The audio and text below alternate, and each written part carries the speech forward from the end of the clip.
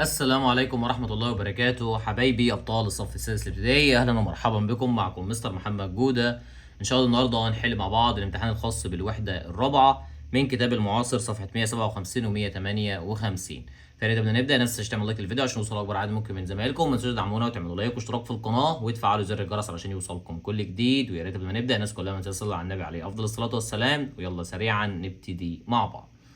هنبتدي بنص الاستماع يا أولاد. بيقول لي هنا we must be يعني يجب أن نكون to save energy عشان نحافظ على الطاقة at home في البيت. طبعا يا أولاد لازم نحافظ على الطاقة بحرص. طبعا يا أولاد يبقى لازم نكون طبعا careful حريصين وإحنا بنحافظ على الطاقة. رقم 2 solar energy الطاقة الشمسية comes from the نقط بتأتي منين؟ طبعا من اسمها طاقة شمسية يبقى بتأتي طبعا من الصن اللي هي الشمس. 3 using solar panels استخدام ألواح الطاقة الشمسية helps to save بتساعد على الحفاظ على بتساعد الحفاظ على الموني اللي هي الفلوس، لأن احنا بندفع فلوس كتير في الكهرباء. رقم 4 solar energy طاقة الرياح is not بتكون أولاد type of energy من أنواع الطاقة. طبعا هي نوع من أنواع الطاقة الكلين اللي هي الطاقة النظيفة. طبعا الكلام عن الطاقة الشمسية. بعد كده جايب لي اسئله اللي تشوز. بيقول لي هنا ancient Egyptians المصريين القدماء used استخدموا ايه to build their pyramids عشان يبنوا الاهرامات. طبعا الاهرامات يا اولاد اتبنت من الستون يعني من الحجاره. رقم 2 جلاس الزجاج from cars من السيارات كان ممكن ايه the air الهواء. طبعا هنا بيتكلم عن الغازات اللي طالعه من السيارات. ممكن ايه the air الهواء and harm the environment وتضر البيئه. طبعا ممكن يا اولاد ان هي تسبب pollute تلوث للهواء وتضر البيئه. رقم 3 we shouldn't لا يجب علينا water المية when we brush our teeth لما نغسل أسناننا. طبعا لا يجب إن احنا نهدر المياه. should و shouldn't الاتنين بيجوا وراهم المصدر من الفعل، والمصدر من كلمة يهدر هي waste. رقم 4 you must يجب عليك your car سيارتك before traveling قبل ما تسافر long distance يعني مسافات طويلة. طبعا يجب إن أنت تفحص السيارة الأول قبل ما تمشي بيها. يفحص طبعا بمعنى check. بعد كده رقم 3 read and complete هنترجم الكلمات اللي فوق. أول كلمة كلمة grains يعني حبوب، electricity كهرباء، protects يحمي، irrigation اللي هو نظام المياه، cleans يعني ينظف.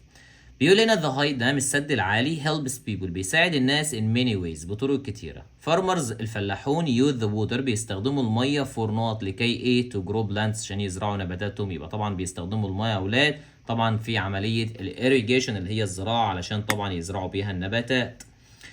والفروتس طبعا الفواكه اند نوت وايه وطبعا كل الجرينز اللي هي الحبوب بتاعتهم طبعا all year طول السنة. The dam السد العالي also sends ايضا بيرسل لنا ايه to houses للبيوت. طبعا السد العالي من وظيفته ان هو بيرسل لنا الالكتريستي اللي هي الكهرباء للمنازل. schools والمدارس hospitals المستشفيات and factories والمصانع. اكروس طبعا ايجيبت عبر مصر او في جميع انحاء مصر. بعد كده بيقول لي ذا هاي دام السد العالي سيتيز المدن طبعا فروم دينجرز من الخطر. طبعا يا اولاد بروتكتس يعني بيحمي المدن من الخطر. يحمي طبعا بمعنى بروتكتس. بعد كده السؤال الرابع سؤال القطعه. بيقول لي هنا ماي نيم از عمر ولد اسمه عمر. بيقول ان اي ديد ا ريسيرش انا بعمل بحث بروجكت مشروع بحثي اون مان ماد ريسورس عن الموارد البشريه. I learned أنا تعلمت that many things إن أشياء كتيرة we use بنستخدمها save every day كل يوم are man made resource هي من المصادر الطبيعية. For example على سبيل المثال البلاستيك اللي هو البلاستيك بوتلز الزجاجات البلاستيكية. shopping bags حقائب التسوق and school supplies وطبعا أدوات المدرسة. People make plastic الناس بتصنع البلاستيك from oil من الزيت. we use plastic بنستخدم البلاستيك to make many things عشان نعمل بيه حاجات كتيرة like bags زي الحقائب. I also بعد كده بيقول أنا أيضا learned تعلمت that bricks إن الطوب are made by بيتم صناعته by mixing عن طريق اختلاط الكلاي الطين with water بالمية. We use bricks بنستخدم الطوب to build a house عشان نبني بيه البيوت and schools والمدارس. Paper الورق is another common resource هو أيضا مصدر شائع. It's made from trees بيتم صناعته من الأشجار. I feel proud أنا بشعر بالفخر because I learned so much لأن أنا اتعلمت حاجات كتيرة. طيب نشوف الأسئلة. بيقول the text is mainly about الفكرة الرئيسية للقطعة بتتكلم عن الإيه؟ طبعا القطعة هنا بتتكلم عن بعضا من some man-made resource عن بعض المصادر أو الموارد البشرية أو الحاجات اللي إحنا طبعا بنستخدمها من صناعة البشر. رقم 2 يا أولاد بيقول لي bricks اللي هو الطوب are used to بيستخدم في إيه؟ طبعا الطوب يا أولاد بيستخدم طبعا في build houses يعني في بناء المنازل. بعد كده اسئله الانسر. بيقول لي هنا وات از بلاستيك ميد فروم البلاستيك مصنوع منين. طبعا البلاستيك يا اولاد بيتصنع طبعا من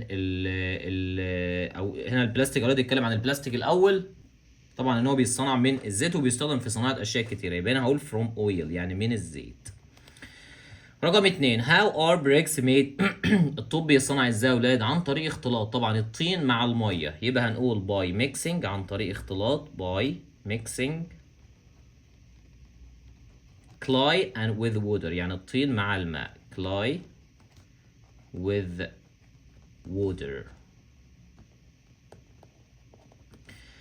رقم 5 why does عمر feel proud ليه عمر حاسس بالفخر؟ طبعا لانه اتعلم حاجات كتير، يبقى هقول because لان he learned هو تعلم so much تعلم حاجات كتير so much. بعد كده يا اولاد سؤال الترتيب بيقول لي في اول واحده طبعا جلاس اللي هو الزجاج، يبقى انا هقول يا اولاد الجلاس الزجاج ماله؟ طبعا is made from sand يعني الزجاج مصنوع طبعا من الرمال، طبعا يتم صناعه الزجاج من الرمال.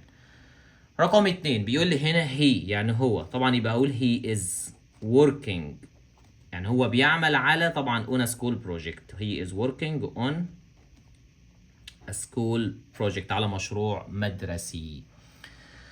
بعد كده رقم 6 read and write سؤال التصحيح بيقول لي هنا you must be careful لازم تكون حريص with energy بالطاقة أو مع الطاقة، طبعا must و should و shouldn't كلهم بيجوا وراهم المصدر من الفعل والمصدر من being هي be.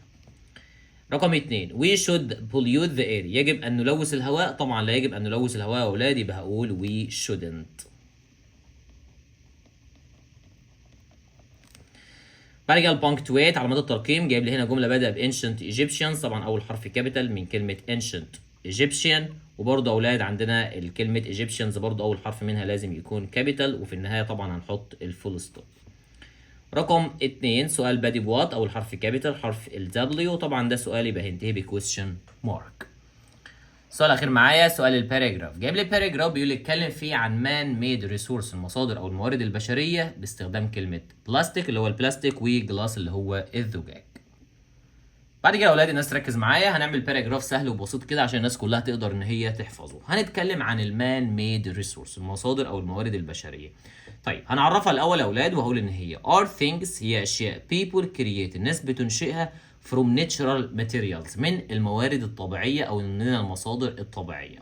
بعد كده هدي امثله هقول فور اكزامبل على سبيل المثال بلاستيك از ميد فروم اويل البلاستيك بيتم صناعته من الزيت and is used to make bottles وطبعا الزجاج او البلاستيك يا اولاد بيتم صناعه الزجاج منه او بصناعه الزجاجات البلاستيكيه وصناعه الحقائب والالعاب and bags والحقائب and toys وايضا الالعاب بتاعه الاطفال. طيب ندخل على الجلاس اللي هو الزجاج، هقول جلاس الزجاج is made from مصنوع من الساند الرمال and is used for windows وايضا هو بيتم استخدامه في صناعه طبعا ويندوز الشبابيك كابز الكوبايات and mirrors وطبعا المرايات او المرايات اللي بتكون موجوده في البيت. بعد كده يا اولاد اول جمله اختم بيها اقول ان these resources الموارد دي make our lives جعلت حياتنا easier يعني اكثر سهوله and help us وساعدتنا in many ways بطرق كتيره يا اولاد every day طبعا يعني كل يوم. وكده يا اولاد يبقى وصلنا لنهايه الفيديو، اتمنى الناس كلها تكون استفادت من الشرح، واتمنى لو في حد استفاد من الشرح ما ينساش يدعمنا ويعمل لايك واشتراك في القناه ويفعل زر الجرس علشان يوصلكم كل جديد. كان معكم مستر محمد جوده والسلام عليكم ورحمه الله وبركاته.